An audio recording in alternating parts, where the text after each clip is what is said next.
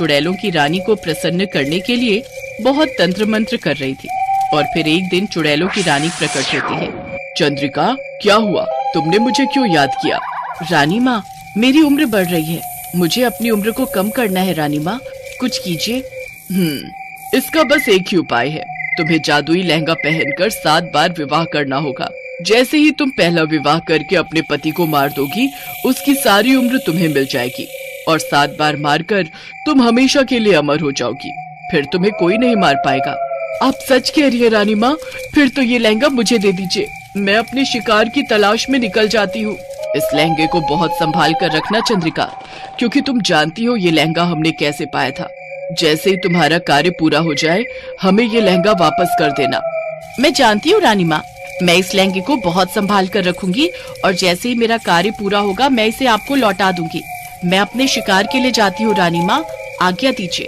चुड़ैलों की रानी से चंद्रिका लहंगा ले लेती है। उस लहंगे में ऐसा जादू था कि जिसे पहनते ही चंद्रिका चुड़ैल से एक सुंदर लड़की के रूप में आ जाती थी, जिसे देखकर कोई भी लड़का शादी के लिए मना ही नहीं कर सकता था। और ऐसा ही हुआ। चंद्रिका ने अपने शिकार फंसाने शुरू कर दिए।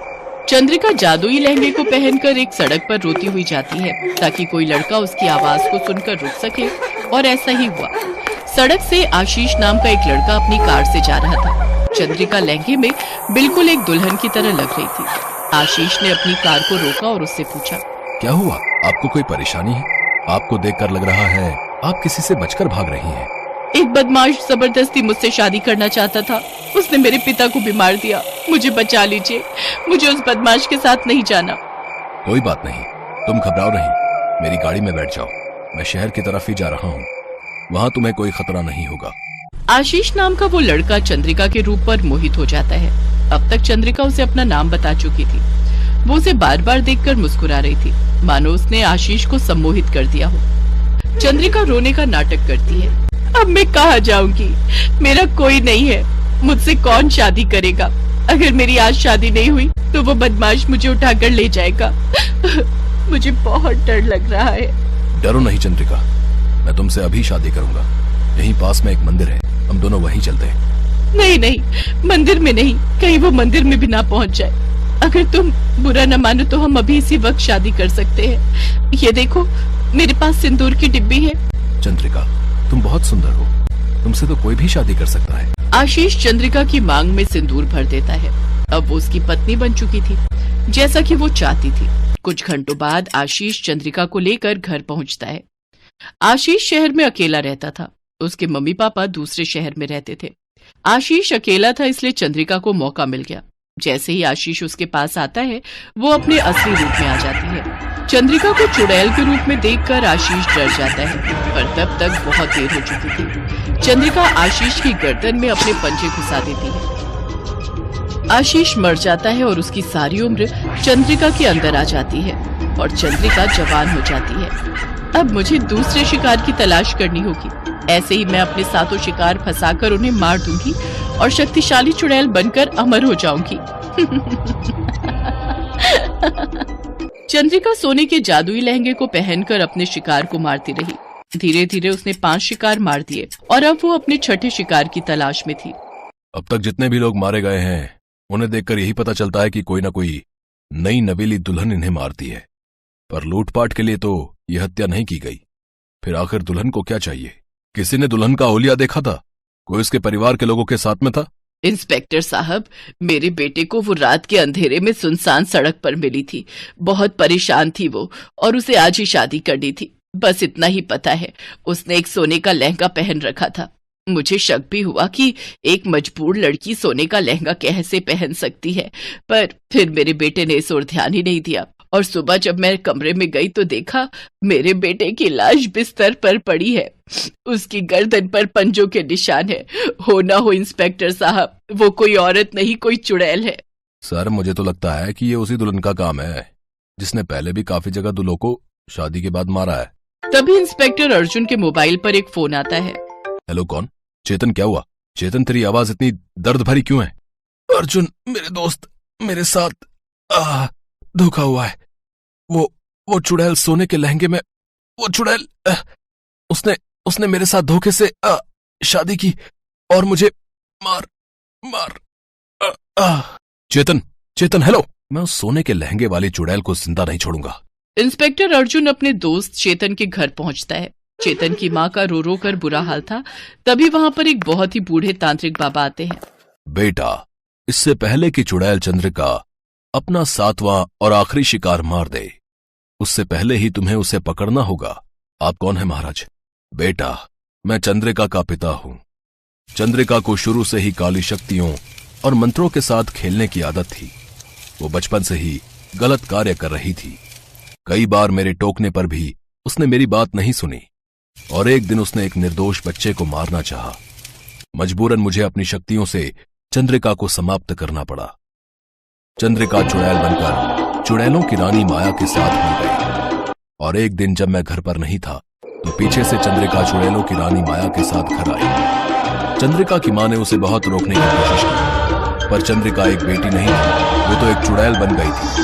उसने मेरी पत्नी को यानी अपनी मां को भी मार दिया और जादुई लहंगा उठाकर ले गई। तब से मैं चंद्रिका की तलाश में हूं। जब मुझे पता चला कि वो इस तरह शादी करके दूल्हों को मार रही है तो मैं समझ गया कि अवश्य ही वो उस लहंगे का दुरुपयोग कर रही है।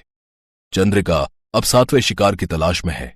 वो अमर हो जाएगी, उसकी शक्तियां बढ़ जाएंगी, फिर उसे मारना असंभव है। उसे रोक लो बेटा। पर मैं उसे कैसे रोक सकता हूं? उसे रोकने के लिए तुम्हें जाल बिछाना होगा ताकि समय पर वहां पहुंचकर मैं मंत्रों की सहायता से चंद्रिका को खत्म कर दूं। अर्जुन चंद्रिका की तलाश में उसी सड़क पर जाता है जहां उसका दोस्त चेतन मारा गया था। रात हो चुकी थी। अर्जुन जानबूझकर अपनी गाड़ी धीरे चला रहा था ताकि चंद्रिका खुद उसके पास आ जाए। तभी अर्जुन देखता है कि लहंगे के अंदर सजी संवरी चंद्रिका घबराई हुई वहां आती है। अर्जुन का तीर निशाने पर लग चुका था। अरे कौन हो तुम और इतनी रात को यहाँ क्या कर रही हो? तुम तो कोई दुल्हन दिखाई देती हो। क्या कोई परेशानी है? मुझसे कहो। मेरे माता पिता को मारकर एक बदमाश मुझसे जबरन शादी करना चाहता है। मैं किसी तरह अपनी जान बचाकर आई हूँ। मुझे अपनी गाड़ी में थोड़ी सी जगह दे दो। वो बदमाश मेरा पीछा कर रहा है। अच्छा कोई बात नहीं, आओ जल्दी से मेरी गाड़ी में बैठ जाओ। अरे तुम अभी भी क्यों रो रही हो? मैं इसलिए रो रही हूँ कि अब मैं अपने गांव से भागी हूँ। मेरी बहुत बदनामी हो गई। अब मुझसे कौन शादी करेगा? मैं कहाँ जाऊंगी? मैं कहाँ रहूंगी? चिंता मत करो, तुम बहुत सुंदर हो। तुम्हें तो बहुत लड़के मिल जाएंगे जो तुमसे शादी करना चाहेंगे।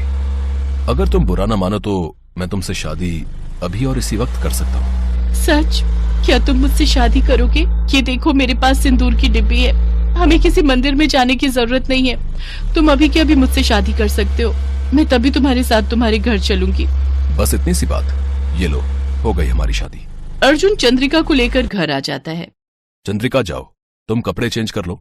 इतना भारी लहंगा पहना हुआ है, इसमें तुम थक गई होगी। मैं तुम्हें माँ की साड़ी दे देता हूँ, तुम वो पहन लो। नहीं नहीं, मैं ये लहंगा नहीं उतार सकती। मैं इसमें तुम्हें सुंदर नहीं लग रही। देखो देखो तो, ये तो सोने का लहंगा है। कितना सुंदर है। मैं इस लहंगे को सुबह ही उतारूंगी। मुझे बहुत नींद आ रही है। चलो ना अंदर कमरे में चलते हैं। अरे इतनी जल्दी भी क्या है? अभी सबको आने तो दो, तभी तो अंदर जाएंगे। मैं कुछ समझी नहीं। सब मतलब? तभी चंद्रिका के पिता और बाकी सब लोग वहां आ जाते हैं। अर्जुन की माँ भी वहीं मौजूद थी। चंद्रिका, तेरा अंत करने के लिए ही ये सब जाल बिछाया गया था। तू इस धरती के लायक नहीं है। जा, मैं तुझे मुक्ति देता हूँ। अपने लोग चली जा। पिताजी नहीं। चंद्रिका के पिता की आंखों में आंसू थे। चंद्रिका लहंगे के साथ ही खत्म हो जाती है और उसके साथ साथ चुड़ैलों की रानी और बाकी सब चुड़ैलों का भी अंत हो जाता है। अर्जुन को अफसोस था कि उसका इतना प्यारा दोस्त आज उसके साथ नहीं था, पर उसे तसल्ली थी कि उसने अपने दोस्त की कातिल उस चुड़ैल को खत्म कर दिया था।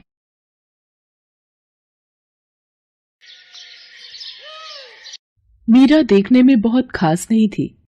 रंग से सांवली और शरीर से भी भरी भरी, लेकिन फिर भी वो एक मशहूर मॉडल बनना चाहती थी। सुंदर सी ड्रेस पहनकर एक बड़े से स्टेज पर रैंप वॉक करना उसका बचपन का सपना था। इसलिए अपनी कॉलेज की पढ़ाई छोड़कर वो फैशन डिजाइनिंग का कोर्स करना चाहती थी। मीरा, देख, मेरे मानने या ना मानने से कुछ नहीं होने वाला। तू क्या करेगी ये तो तेरे पापा ही तय करेंगे ना। हाँ मम्मी, तभी तो मैं आपको समझा रही हूँ ताकि आप पापा को समझा सको। मम्मी, फैशन डिजाइनिंग में बहुत स्कोप है और आपको तो पता ही है ना कि मैं एक मॉडल बनना चाहती हूँ। तो अगर फैशन डिजाइनिंग का कोर्स कर लूंगी तो मैं आसानी से एक अच्छी मॉडल बन सकती हूँ। नहीं मीरा, तुम चाहे जो कर लो, एक मॉडल ना तो तुम बन सकती हो और ना ही हम तुम्हें बनने देंगे। तुम पढ़ने में इतनी अच्छी हो तो क्यों इस बेकार के प्रोफेशन में अपना समय और भविष्य बर्बाद